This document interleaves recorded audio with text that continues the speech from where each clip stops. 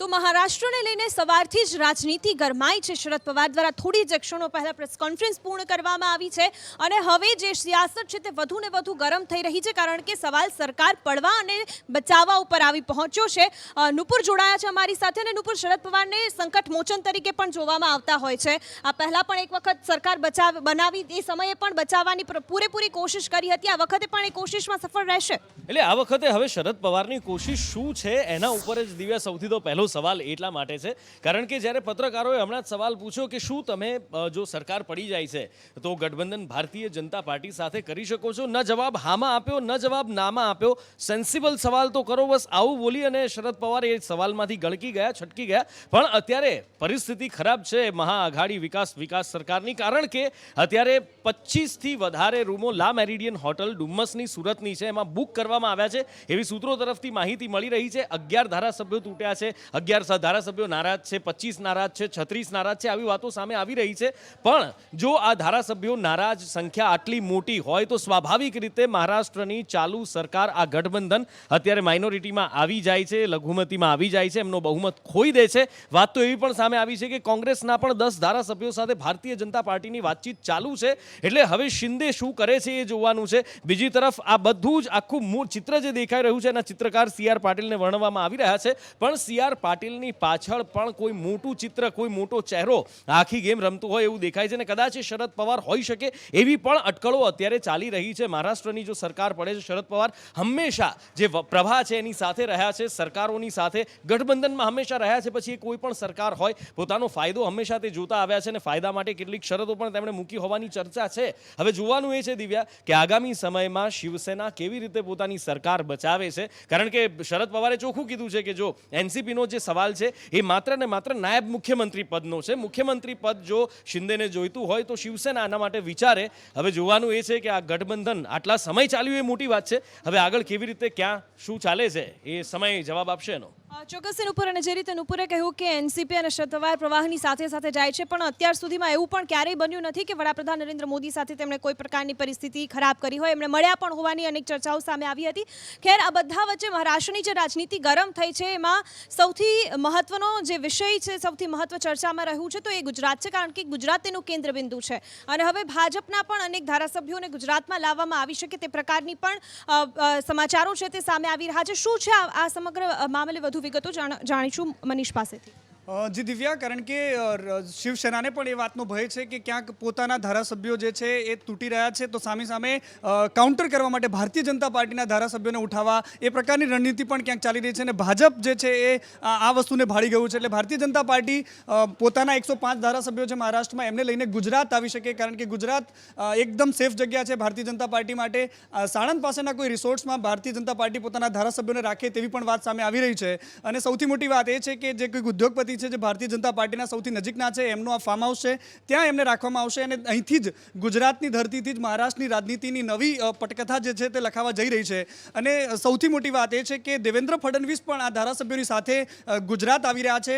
CR પાટીલનું જે પ્રમાણે નુપુરે કહ્યું એ પ્રકારે એમનો જે રોલ આ રાજનીતિમાં ઘડાઈ રહ્યો છે, નારાયણ રાણે જે છે એમણે આ વાતના સ્પષ્ટ સંકેત એટલા માટે આપી દીધા છે, ટ્વીટ કરીને કીધું કે શાબાશ એકનાથજી, જે તમે કંઈક કામ કરી રહ્યા છો તે સમયની સાથે યોગ્ય નિર્ણય લીધો છે, એક નવી તક તમારી રાહ જોઈને ઊભી છે। એટલે ક્યાંક ને ક્યાંક એના સંકેત જે છે તે ભાજપ બાજુના સ્પષ્ટ છે। 3 ઓફરની જો ખાસ કરીને વાત કરવામાં આવે તો શિવસેનાના કેટલાક નેતાઓને ઉદ્ધવ ઠાકરે જે ડેમેજ કંટ્રોલ માટે લગાવ્યા છે એમાંથી 3 નેતાઓને એ જવાબદારી આપી છે કે શિંદેને મનાવવા માટે એ લોકો ગુજરાત આવે અથવા તો એમની સાથે કોઈ પણ રીતે સંપર્ક કરે।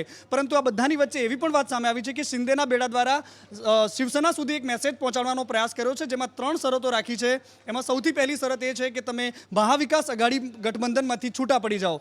બીજી એમની શરત એ છે કે તમે દેવેન્દ્ર ફડણવીસ છે તેમને મુખ્યમંત્રી બનાવો અને ત્રીજી શરત એ છે કે શિંદે આ નવી સરકારમાં જે છે તે ડેપ્યુટી CM બને। એટલે આ 3 ફોર્મ્યુલા જે છે એમની સામે રાખવામાં આવ્યા છે તેવી વાત સામે આવી છે અને હવે હું તમને એ પણ જણાવવા માંગુ છું કે અત્યારની જે વિધાનસભાની જે પરિસ્થિતિ છે, જો ભાજપ સરકાર બનાવે છે તો આંકડાકીય રીતે કેવી રીતે સરકાર બને છે તે જાણવાની આપણે કોશિશ કરીએ કે વિધાનસભામાં જે છે ભાજપ પાસે 105 ધારાસભ્યો પોતાના છે, 29 જે બાગી ધારાસભ્યો શિંદેની સાથે રહેલા છે એ છે, અને બાકીના 14 જે અધર એટલે અપક્ષ ટોટલ 26 વિધાનસભામાં ચૂંટાયા છે, એમાંથી 14 ધારાસભ્યો જે એમની સાથે આવે છે, તો ભાજપ પાસે એક બહુમતીનો આંકડો બિલકુલ બની જાય છે દિવ્યા, અને એ પ્રમાણે ભારતીય જનતા પાર્ટી મહારાષ્ટ્રમાં નવી સરકાર બનાવી શકે છે. દિવ્યા, ચોક્કસથી મનીષ, જાણકારી બદલ આભાર. તો જે રીતે અલગ અલગ પ્રકારની થિયરીઓ સામે આવી રહી છે, જો કે આખરે શું થશે એ આવનાર સમય જ બતાવવાનો છે, પરંતુ બીજી બાજુ ચર્ચાનો વિષય રાષ્ટ્રપતિની ચૂંટણીઓ પણ આવી રહી છે અને વિપક્ષ અત્યાર સુધી અનેક ચહેરાઓના નામ સામે આપી ચૂકી છે, પરંતુ કોઈ પણ ચહેરાને લઈને અત્યાર સુધી નામ નહોતું ફાઇનલ થયું, પરંતુ હવે રાષ્ટ્રપતિ ઉમેદવારને લઈને વિપક્ષમાં પણ મંથન તેજ થયું હોવાની જાણકારી છે. કયા નામની ચર્ચાઓ ચાલી રહી છે જાણીશું કૃષ્ણા પાસેથી. જી દિવ્યા, જુલાઈમાં 24 તારીખે જ્યારે રાષ્ટ્રપતિનું કાર્યકાળ પૂર્ણ થઈ રહ્યો છે ત્યારે નવા રાષ્ટ્રપતિને લઈને બંને પક્ષો ઉમેદવારને લઈને મનોમંથન કરી રહ્યા છે, વિપક્ષ અને એનડીએ. હવે એનડીએની આપણે વાત કરીએ, આજે સર્વપક્ષીય સંસદીય બોર્ડની બેઠક બોલાવવામાં આવી છે. અત્યાર સુધી હજી ભાજપે ચુપ્પી સાધી છે, મૌન સાધ્યું છે કે કોના નામ પર મહોર મારવી, અને આજે જે બેઠક બોલાવવામાં આવી છે એમાં નામ જાહેર થઈ શકે છે. બીજી બાજુ વિપક્ષ દ્વારા જે વારંવાર બેઠકો થઈ રહી છે, આ પહેલાં મમતા બેનર્જીએ બેઠક બોલાવી હતી અને બીજી વખત આજે શરદ પવાર પણ આ બેઠકમાં જઈ રહ્યા છે. અત્યાર સુધીમાં જે નામ આવ્યા છે ટીએમસીએ, આ પહેલા બંને જે નામ સામે આવ્યા હતા, ગોપાલકૃષ્ણ ગાંધીનું નામ સામે આવ્યું હતું, તેમણે ના પાડી હતી, ઇનકાર કર્યો હતો, ફારૂક અબ્દુલ્લાએ ઇનકાર કર્યો હતો, સૌથી પહેલા શરદ પવારે ઇનકાર કર્યો હતો. હવે જે આખી બેઠક બોલાવવાની છે, આ પહેલા 19 પક્ષોએ ટીએમસીએ જે નામ મૂક્યું હતું, યશવંત સિન્હા એક એવા નેતા કે જેઓ પહેલા ભાજપમાં હતા અને ત્યારબાદ ટીએમસીમાં જોડાયા. યશવંત સિન્હાના નામ પર ટીએમસીએ જ્યારે આગળ મૂક્યું ત્યારે 19 અન્ય પક્ષોએ તેમને સમર્થન આપ્યું છે. યશવંત સિન્હાએ પણ પોતે ટ્વીટ કરીને આભાર માન્યો છે મમતા બેનર્જીનો, ટીએમસીનો. પરંતુ હવે ખરેખર બધા જ વિપક્ષ ભેગા મળીને કયું નામ આગળ મૂકે છે તેના પર જોવાનું, કારણ કે આજે મહત્વપૂર્ણ બેઠક મળવાની છે અને ત્યારબાદ ચિત્ર નક્કી થશે. આભાર કૃષ્ણ, જાણકારી બદલ. બીજી બાજુ વાત કરીએ, હાઈકોર્ટ દ્વારા ફરી એક વખત ટકોર કરવામાં આવી છે અને આ ટકોર કરવામાં આવી છે તમામ સરકારી બાબુઓને કે જે ઓફિસમાં અથવા તો પોતાના કામના સમયે ખૂબ જ મોડા આવતા હોય, અને એવા લોકોને ટકોર કરી છે. હાઈકોર્ટ દ્વારા આ ટકોર કરવામાં આવી છે અને ટકોરની સાથે સાથે ચેતવણી પણ આપી છે હાઈકોર્ટ દ્વારા આ બાબુઓને. હાઈકોર્ટ દ્વારા આ તમામ જે મોડા આવતા બાબુઓ છે તેમને ટકોર કરવામાં આવી છે. દિવ્યા વધુ જાણકારી સાથે જોડાયા છે. જી દિવ્યા.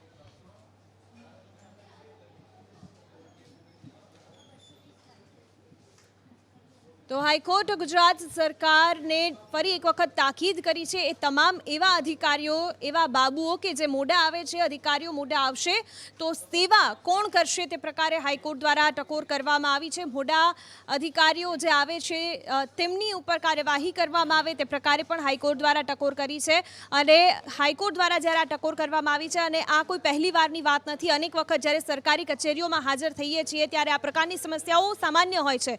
કોઈ પણ કામ માટે જઈએ તો 11 વાગ્યાનો સમય હોય તો 12-1 વાગ્યે સરકારી બાબુઓ આવે છે, પોતાની ઈચ્છા મુજબ તે પોતાની ઓફિસોમાં આવતા હોય છે. એટલા જ માટે આ જ સમગ્ર મામલે હવે હાઈકોર્ટે પણ ટકોર કરી છે. હાઈકોર્ટે આ સમગ્ર મામલે તાકીદ કરી છે અને સરકારને કહ્યું છે કે જો આ તમામ અધિકારીઓ મોડા આવશે તો આખરે સેવા કોણ કરશે.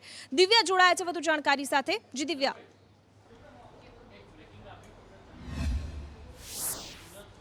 દિવ્યા, જે રીતે રાજ્ય સરકારને આજે ગુજરાત હાઈકોર્ટ દ્વારા ટકોર છે તે કરવામાં આવી છે. સરકારી અધિકારીઓ ફરજ ઉપર જે સમયસર નથી આવતા તેને લઈને ગુજરાત હાઈકોર્ટે ધ્યાન દોર્યું હતું અને તમામ અધિકારીઓ છે તે જનતાની સેવા માટે બન્યા છે અને તમામ સરકારી અધિકારીઓ જો ફરજ ઉપર જ સમયસર નહીં પહોંચે પોતાના સ્થળ પર તો કેવી રીતે જનતાની સેવા કરશે તેવા પ્રકારની ટકોર છે જે ગુજરાત હાઈકોર્ટ દ્વારા કરવામાં આવી છે. અને તમામ સરકારી અધિકારીઓ છે તે હવે સમયસર પોતાની ફરજ પર પહોંચી શકે તેવા પ્રકારની તાકીદ છે તે જે રાજ્ય સરકાર અને ગુજરાત હાઈકોર્ટ દ્વારા કરવામાં આવી છે. મહત્વનું છે કે ઘણા બધા કેસો હોય છે જે સરકારી અધિકારીઓ ક્યાંક સમયસર પહોંચતા નથી. સરકારી કચેરીઓ હોય, પોલીસ સ્ટેશન હોય કે પછી અનેક સરકારી કચેરીઓ હોય ત્યાં સમયસર અધિકારીઓ નથી પહોંચતા, જે બાબતને લઈને કોર્ટમાં રજૂઆત કરવામાં આવી હતી અને ગુજરાત હાઈકોર્ટના ચીફ જસ્ટિસ દ્વારા રાજ્ય સરકારને તમામ સરકારી અધિકારીઓ સમયસર પહોંચે તે માટેની તાકીદ છે તે કરવામાં આવી છે.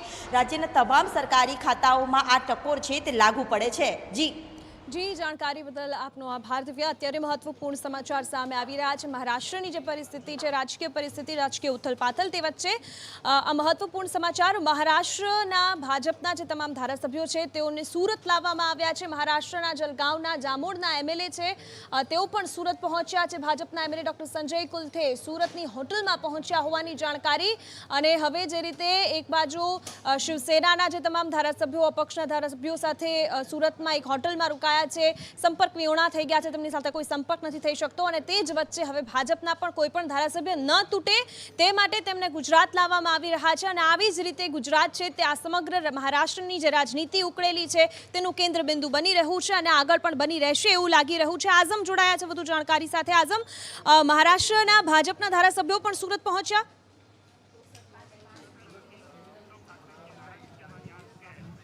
જી, હાલ આપણે જે સુરતના ડુમસ રોડ સ્થિત આવેલી જે હોટલ છે તેના પાસે જ ઊભા છે અને ત્યાં જે ચુસ્ત પોલીસ બંદોબસ્ત દેખાઈ રહ્યો છે. અહીંયા માત્ર લોકોને તપાસીને અંદર જવા દેવામાં આવી રહ્યા છે. એક લક્ઝરિયસ કાર આવી હતી જેના અંદર એક ભાજપના ધારાસભ્ય છે, જે મહારાષ્ટ્રના જલગાંવના ધારાસભ્ય છે એવા ડૉક્ટર સંજય કુટે જે છે તે અહીંયા પહોંચી ગયા છે. જે સવારથી વાત ચાલી રહી હતી અત્યાર સુધી માત્ર શિવસેનાના ધારાસભ્યોની વાત હતી. પ્રથમ એવો બીજેપીનો ધારાસભ્ય છે જે મહારાષ્ટ્રના કનેક્શનથી જલગાંવથી આવે છે અને જલગાંવથી અહીંયા આવીને અંદર ગયા છે.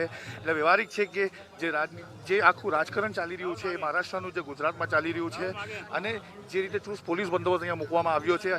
લક્ઝરિયસ કાર જે સફેદ હતી એને રોકવામાં આવી હતી, પૂછપરછ કરવામાં આવી હતી અને ત્યારબાદ એનું સ્પષ્ટતા થતાં કે એ ભારતીય જનતા પાર્ટીના મહારાષ્ટ્રના જલગાંવના ધારાસભ્ય છે એટલે એમને અંદર જવા દેવામાં આવ્યા હતા.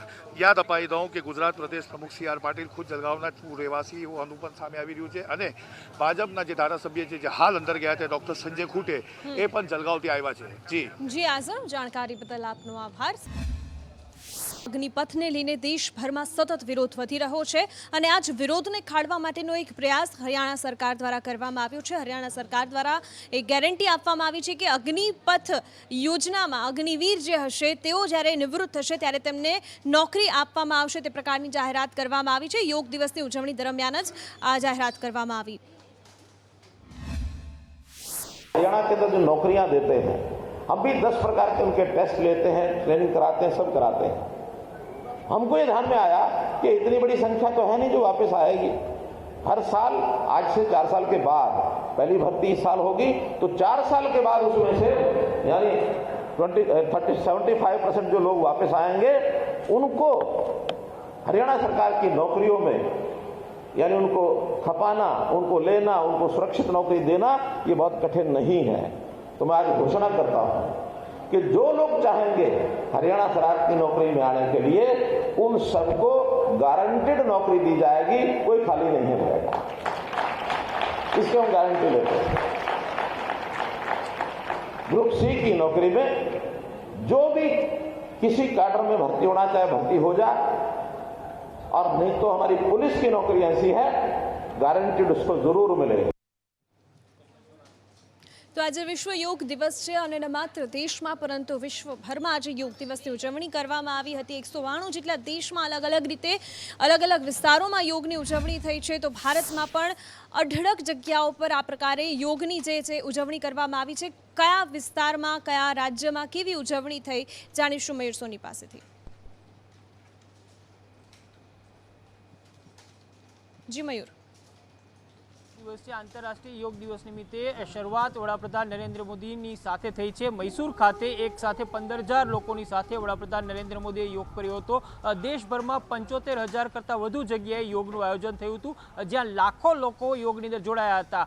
70 કરતાં વધુ પ્રધાનો કેન્દ્ર સરકારના છે તેમને અલગ અલગ સ્થળે યોગ કર્યો હતો. તો અલગ અલગ રાજ્યપાલો, અલગ અલગ રાજ્યના મુખ્યમંત્રીઓ પણ આ યોગની અંદર જોડાયા હતા. હિમાચલના અલગ અલગ જે દુર્ગમ ક્ષેત્રો છે ત્યાં પણ આઈટીબીપીના જવાનો છે તેમને હજારો કિલોમીટર ઊંચા પર્વતો ઉપર યોગ કર્યો હતો. તો કેટલાક સ્થળો છે તેમાં એક્વા યોગ પણ થયો હતો. દેશના લગભગ તમામ રાજ્યોની અંદર યોગની ઉજવણી થઈ હતી. સાથે સાથે અમેરિકાથી લઈને આફ્રિકા સુધી, ઓસ્ટ્રેલિયાના સિડનીથી લઈને મેલબોર્ન સુધી તમામ જગ્યાએ આજે યોગ દિવસની ઉજવણી કરવામાં આવી હતી. ગુજરાતની વાત કરીએ તો ગુજરાતના કચ્છ સહિત આખા ગુજરાતના અલગ અલગ સ્થળો છે ત્યાં લગભગ 5 લાખ કરતાં વધુ લોકો છે તેમને આ યોગ દિવસની અંદર ભાગ લીધો લીધો હતો, યોગ કર્યો હતો. રાજકોટની વાત કરીએ તો રાજકોટમાં પણ હજારો લોકો છે તેઓ આ યોગ દિવસની અંદર જોડાયા હતા. વહેલી સવારના 5:30 વાગ્યાથી તમામ લોકોએ જોડાઈને અને યોગાસન કર્યા હતા. સૌથી મહત્વની વાત એ છે કે દેશભરની સાથે સાથે સમગ્ર વિશ્વના અલગ અલગ દેશો છે ત્યાં પણ યોગ દિવસની ખૂબ જ સારી રીતે ઉજવણી કરવામાં આવી હતી. જી મયુર, જાણકારી બદલ આપનો આભાર.